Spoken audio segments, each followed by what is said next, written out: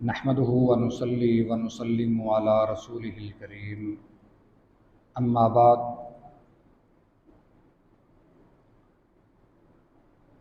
ام المومنین سیدہ عائشہ صدیقہ رضی اللہ تعالی عنہا بیان فرماتی ہیں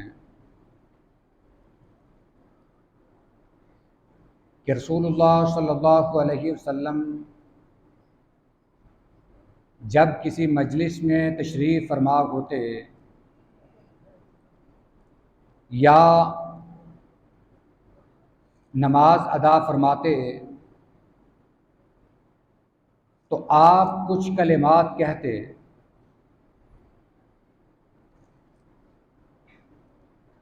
بیان کرتی ہیں کہ میں نے نبی کریم صلی اللہ علیہ وسلم سے ان کلمات کے بارے میں پوچھا کہ یہ کلمات کون سے ہیں، یہ دعا کون سی ہے۔ آپ نے وہ دعا بھی بتلائی اور اس کے پڑھنے کی وجہ بھی بتائی۔ فرمایا ان تکلم بخیر کان طابا علیہن الی یوم القیامہ، اگر تو آدمی جس مجلس میں بیٹھا ہے اس نے خیر و بلائی کی باتیں کی ہیں، نیکی کی ترغیب دی ہے، اچھی باتیں کی ہیں، تو یہ دعا ان کلمات پر مہر ثابت ہوگی، قیامت تک کے لیے یہ دعا ان باتوں پر جو اچھی باتیں کی ہیں ان پر مہر ثبت ہوگی۔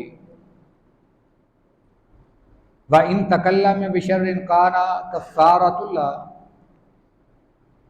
اگر اس نے کوئی غیر اخلاقی گفتگو کی ہے، کوئی زبان سے بیہودہ بات نکل آئی ہے، تو یہ دعا ان باتوں کا، ان گناہوں کا کفارہ بن جائے گی۔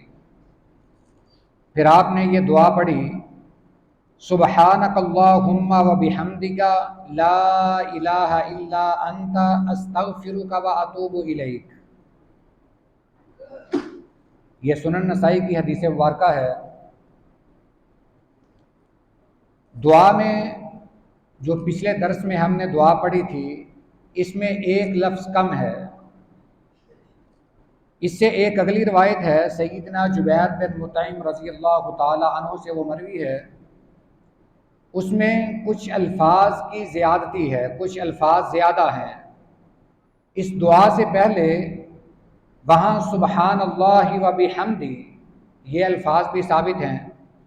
اور اس کے بعد اسی طرح وہ پوری دعا ہے۔ اس دعا میں اشہادو کا لفظ کم ہے۔ جو پیچھے ہم نے ابو داود شریف کی حدیث مبارکہ میں یہ دعا پڑھی تھی اس میں اشہادو کے الفاظ بھی تھے، سبحانک اللہم و بحمدک اشہد ان لا الہ الا انت استغفرک و اتوب الیک۔ اب یہاں ایک بات بڑی قابل غور ہے، آپ نے فرمایا کہ اگر کسی مجلس میں آدمی بیٹھا ہے، اس نے نیکی کی باتیں کی ہیں اور اچھی باتیں کی ہیں، اس مجلس میں اس نے اپنے دوستوں کو دین کی باتیں سکھائی ہیں، کوئی دین کی باتیں کی ہیں، تو یہ دعا پڑھنے سے وہ باتیں قیامت تک کے لیے اس کی محفوظ ہو جائیں گی۔ یعنی جو اس نے یہ نیکی کا کام کیا ہے اس کام کو کوئی خطرہ نہیں ہوگا، یہ نیکی کا کام اس کا قیامت تک کے لیے محفوظ ہو جائے گا۔ اگر اس سے کوئی زبان کی لغزش سرزد ہو چکی ہے، زبان سے کوئی غلط جملہ نکل آیا ہے، تو یہ دعا پڑھنے سے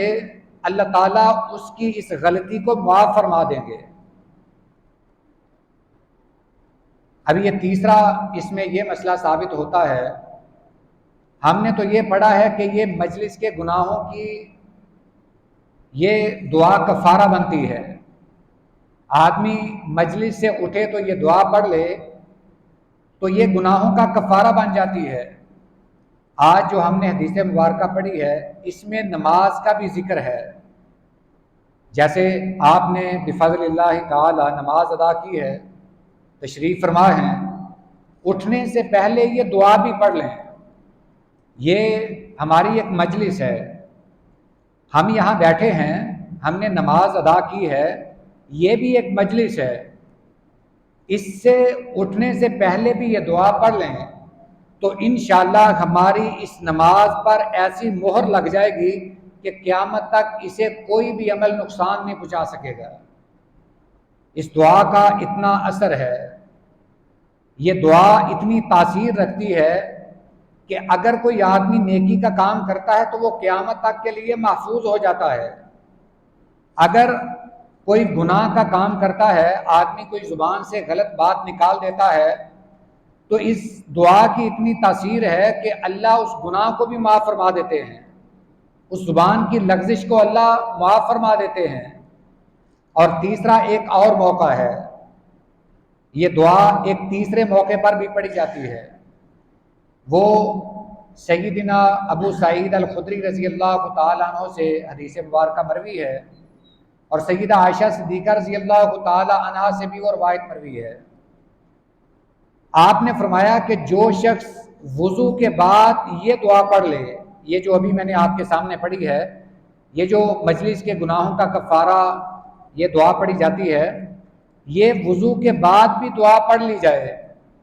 آپ نے فرمایا کہ یہ دعا ایک رکے پر لکھ دی جاتی ہے اور اس رکے پر مہر لگا کر اس رکے کو لپیٹ دیا جاتا ہے، اور قیامت سے پہلے اس رکے کو نہیں کھولا جاتا ہے۔ مطلب کیا ہے کہ یہ پڑھی ہوئی دعا کل قیامت والے دن ہماری گواہی دے گی، وہ لکھا گیا رکا کل قیامت والے دن کھولا جائے گا اور اس میں سے یہ دعا نکلے گی۔ ایک حدیث مبارکہ میں آتا ہے کہ ایک شخص کی کوئی نیکی نہیں ہے، اس نے ساری زندگی کوئی نیکی کی نہیں، اب اس کا فیصلہ ہونے والا ہے، اس کے نامہ اعمال کی تلاشی لی گئی تو ایک رکے پہ لا الہ الا اللہ لکھا تھا۔ اللہ کو وہ لا الہ الا اللہ اتنا پسند آیا کہ اللہ نے اس بندے کو معاف فرما دیا۔ اگر یہ دعا ہمارے نامہ اعمال میں رکے پر لکھ کر اس کو بند کر دیا جائے، محفوظ ہو جائے، اور قیامت والے دن پھر اسے کھولا جائے اور ہمارے نامہ اعمال میں یہ دعا نکلے، تو اندازہ کریں کہ ہم اس بات پر کتنا فخر کریں گے۔ جس دن ہمیں ایک ایک نیکی کی ضرورت ہوگی، ہم یہ دعا پر کتنا فخر کریں گے اور اس بات پر خوش ہوں گے کہ ہم نے یہ دعا کثرت کے ساتھ پڑھی ہے۔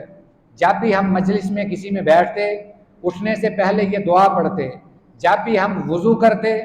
وضو کے بعد ہم یہ دعا بھی پڑھتے۔ ویسے تو ایک جسے کلمہ شہادت ہم کہتے ہیں، وضو کے بعد وہ دعا بھی ثابت ہے، اس کے بارے میں آتا ہے کہ جو آدمی یہ کلمہ شہادت وضو کے بعد پڑھتا ہے، یہ دعا پڑھتا ہے، اللہ تعالیٰ اس کے لیے جنت کے 8 دروازے کھول دیتا ہے، وہ جس سے چاہے داخل ہو جائے۔ وضو سنت کے مطابق کیا جائے، اس کے بعد یہ دعا بھی پڑھی جائے۔ ایک تیسری دعا ہے، وہ بھی ثابت ہے، اس کی سند بھی صحیح ہے، اللہم اجعلنی من التوابین واجعلنی من المتطہرین، یہ دعا پڑھنا بھی ثابت ہے۔ اور ایک یہ دعا ہے، سبحانک اللہم وبحمدک اشہد ان لا الہ الا انت استغفرک واتوب الیک، یہ دعا اگر وضو کے بعد بھی پڑھ لی جائے تو ایک رکے پر لکھ کر اس پر مہر لگا کر اسے محفوظ کر دیا جاتا ہے، اور پھر یہ رکا قیامت والے دن کھولا جائے گا۔ اتنا بڑا اجر، اتنا بڑا ثواب، کہیں ہم اس سے محروم تو نہیں ہیں؟ ہم نے نماز عصر کے لیے وضو کیا ہے، کتنے خوش نصیب بھائی ہیں جنہوں نے یہ دعا پڑھی ہے، یہ دعا صحیح سند سے ثابت ہے، اس کی سند، اس حدیث مبارکہ کی سند صحیح ہے، ایسی بات نہیں ہے کہ یہ کوئی آپ کے سامنے ضعیف حدیث بیان کر رہا ہوں، یہ بالکل صحیح حدیث مبارکہ ہے۔ ہم نے وضو کے بعد آیا یہ دعا بھی پڑھی ہے، جہاں باقی ہم نے دو دعائیں پڑھی ہیں، ہم نے یہ دعا بھی پڑھی ہے، جن بھائیوں نے پڑھی ہے ان کے لیے تو بہت بڑی ایک خوشخبری ہے، وہ مبارکباد کے مستحق ہیں کہ ان کے لیے ایک رکع لکھ دیا گیا ہے،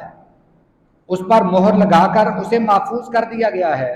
اب یہ قیامت والے دن کھولا جائے گا۔ اگر کوئی بھائی اس عمل سے محروم رہا ہے تو یہ بعد میں مغرب کی نماز کا وقت ہونے والا ہے، تب بھی ہم وضو کریں گے تو اس وقت ہم یہ دعا لازمی پڑھیں، اور پھر ہر نماز کے لیے جب بھی ہم وضو کریں تو یہ اس دعا کو اپنا معمول بنا لیں، اس دعا کو لازمی پڑھیں۔ اندازہ کریں کہ اگر روزانہ کے 5 رکعے لکھ کر ہمارے لیے رکھ دیے جائیں، ہماری اللہ جانے کتنی زندگی ہے۔ مثال کے طور پر اگر 10 سال ہم جئیں، 10 سال کے روزانہ کی 5 نمازوں کے وضو میں یہ رکعہ لے کر رکھ دیا جائے اور قیامت والے دن سینکڑوں اور ہزاروں کی تعداد میں یہ رکعے کھلیں، اللہ کے سامنے گواہی کے طور پر پیش کیے جائیں، تو یہ ہمارے لیے کتنی بڑی سعادت کی بات ہوگی۔ چھوٹا سا عمل ہے، چھوٹی سی دعا ہے، مگر اس کا نتیجہ بہت روشن ہے، اس کا اجر بہت بڑا ہے۔ اللہ تعالیٰ سے دعا کرتے ہیں کہ اللہ اس دعا کو ہمیں معمول بنانے کی توفیق عطا فرمائے۔ ہم کسی مجلس میں بیٹھیں، اٹھنے سے پہلے یہ دعا پڑھیں، یہ ابھی بھائی تشریف فرما ہیں، اٹھنے سے پہلے یہ دعا لازمی پڑھ لیں۔ مغرب کی نماز ہوگی، نماز پڑھ کر جانے لگیں یہ دعا پھر پڑھ لیں، جب بھی نماز پڑھیں اٹھ کر جانے لگیں تو یہ دعا لازمی پڑھ لیں، وضو کے بعد بھی یہ دعا لازمی پڑھ لیں۔ پھر تیسری بات، آپ کوئی بھی مجلس قائم کریں، دکان پر بیٹھیں، جانے لگیں تو یہ اٹھنے سے پہلے دعا پڑھ لیں، گھر میں بیٹھے ہیں اٹھنے سے پہلے دعا پڑھ لیں، انشاءاللہ اس دعا کی بڑی برکت ہے، اس دعا کا بہت بڑا اجر ہے۔ اللہ تعالیٰ ہمارا یہ عمل اپنی بارگاہ میں قبول فرمائے، ہمیں اس دعا کو پڑھنے کی کثرت سے توفیق عطا فرمائے۔ وآخر دعوانا ان الحمد للہ رب العالمین۔